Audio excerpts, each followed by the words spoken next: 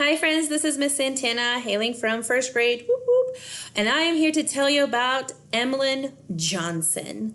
She has been with me in kindergarten and in first grade, lucky duck, and I have to tell you she is one of the kindest and sweetest people. You know those signs where they say, oh, sprinkle kindness like it was confetti?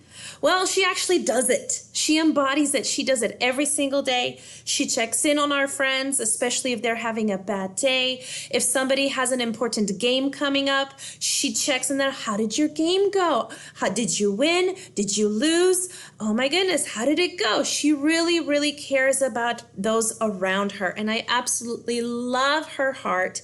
If you get her in second grade, you are going to be amazed what a kind, sweet, and caring person she is. One day, she really is going to change the world, but not with technology, not with anything else other than her wonderful heart. Emlyn, I love you, chicken.